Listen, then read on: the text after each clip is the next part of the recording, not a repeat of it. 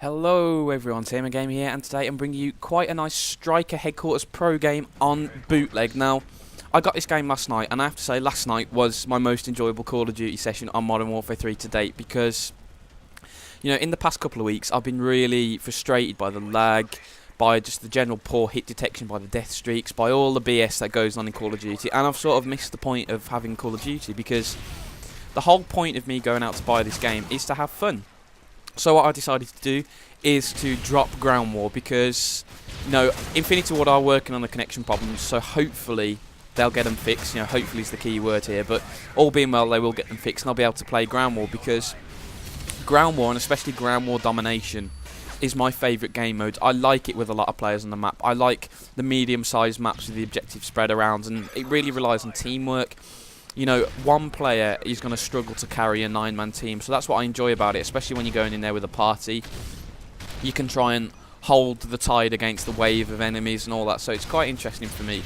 However, with the poor connection and the poor hit detection especially, Ground War turns into a bit of a mess, and it's really difficult to play, and it's really difficult to do well, because half the time you die, it's just not your fault in the slightest, and, you know, another quarter of your deaths probably aren't even your fault at all, because you'll turn the corner and be in a head-to-head gunfight and you won't even get shots on target, and you know your aim's good, you know you aimed at centre mass or the neck or whatever, and the guy will just drop you, and you'll sit there and think, that wasn't me, you know, I aimed at that guy, he should have at least taken damage, but you know, what are you going to do? So what I have decided to do is to not play Ground War for a while. And this has quite an interesting side effect of allowing me to play game modes that perhaps I haven't been given as much attention. So, Headquarters Pro, I mean, me and a couple of mates had a massive session on Headquarters last night, and it was really, really fun. You know, we lost a few games, we got battered, but the whole point of it was just to have fun. You know, I was using shotguns a lot, I was using weapons I hadn't used before, you know, just really throwing it up. I was trying to quick scope, which I'm a little bit rusty on the quick scope, and I haven't really picked up a sniper rifle in, you know, seriously since Modern Warfare 2. So I pulled off a few nice shots, but I didn't have the rhythm to keep the streak going. So hopefully with a bit more practice, I'll be able to bring you some quick scoping gameplay as I get a nice triple predator missile there. But we'll see. I'm really, really hoping that I can, because in Modern Warfare 2, I really, really enjoyed quick scoping. It was a very, very fun thing to do.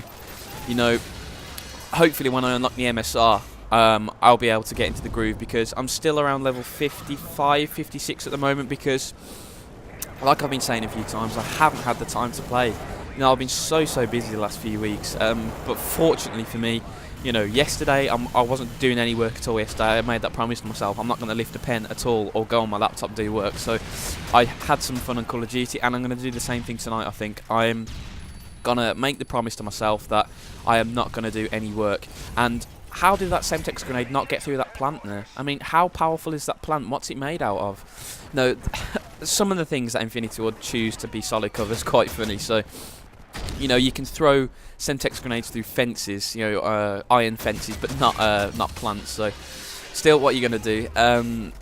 Anyway, like I was saying, I've actually got a bit of free time this weekend, so I'm going to be on Call of Duty. I'm trying to get to 70 this weekend. Level 70, I think, is a decent target. But I'm still not sure whether I'm going to bother to Prestige, because, you know, I've spent all my tokens that I got through Prestige and the other Call of Duties on extra custom classes. So I think I've got enough custom classes now to not need another one. So the only reason I can think of Prestiging is if I was going to go for 100% completion. And the fact of the matter is, I don't think I have the commitment or the time to go for that. Because I'm going to be busy. I mean, the second year of university is very, very busy, as I've seen already this year. So what I am thinking of doing is just sticking on level 70, you know, trying to get gold weapons on every weapon. I think that's a realistic target for me. I think it will take some time. It's not going to be an easy task at all to get. I think it's level 31 on every weapon, but hopefully that's a target to aim for. And what it will mean is that, you know, when I finally launch the subscriber requests next week, it will be next week, I am trying to get gameplay with a couple of weapons that have been suggested to me, so just hold the fort on that one, I'll be able to get them out for you. But, you know, when I finally get the subscriber request series running, it will enable me to, you know, use whatever weapon I get suggested, because if I'm level 20 on the second prestige and you suggest the MP7 for example, I'm not going to be able to do that. However, if I am level 80 all the way through and someone suggests the MP7, I can just use it straight away. So that is the thing I was thinking about. So I'm probably not going to prestige, but what I am going to do is I'm going to go for the golden weapons on everything, and I think the Striker will be one of the weapons I go for first. I am so looking forward to unlocking extended mags on this weapon, because if you didn't know, whenever you use extended mags on a shotgun, it gives you 50% extra pellets. So I think the Striker fires, is it 10 pellets? It's 8, 9 or 10 pellets, but when you put extended mags on, that goes up to about 12 or 13, 14 pellets, so it's basically giving it stopping power. So if you use extended mags on this, you basically give it stopping power, and you can use extended mags and use kick, and it's basically like having the grip on, so it's basically like having stopping power and a grip, and you turn this into an absolute beast. I mean, I've picked up an extended Striker a couple of times and it just goes to town. It goes to town on people, so I'm so looking forward to unlocking that.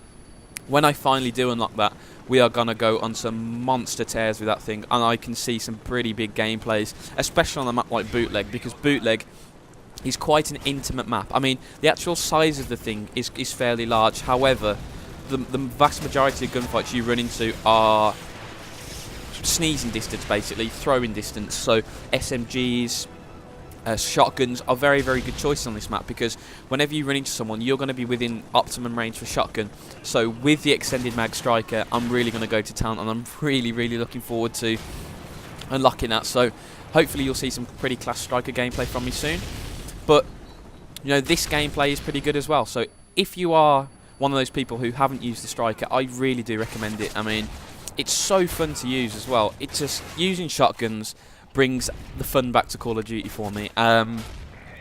Because, you know, when you get bogged down in silence assault rifles and all that, you're going for your KD, you're not going to enjoy it. I mean, when I had this game, I was going to capture the headquarters and enjoy it, and it turned out into a pretty decent score. So hopefully that is what I'm going to be doing in the future. Of course, I'm going to be using a whole variety of weapons, but I am going to be trying to stick to the weapons that I enjoy to use. So this Striker is definitely up there.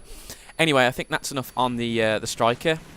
I'd just like to thank all you guys who supported my return of Minecraft. I know the world's pretty terrible at the moment. I am going to try and find some time over the weekend to just spend a little bit of time, a couple of hours on it or whatever, just to hopefully give you something to look at next time I do an episode. So I appreciate your patience on that. You know, I'm very, very busy. I'm a busy person at the moment, you know, but I am committed to uploading at least once a day for you guys, apart from on a Monday or a Sunday, depending on what day I choose. So if I do upload a gameplay which is slightly under par or whatever, I'm really sorry, but the only reason I'm ever going to do that is because I literally haven't had time to go online.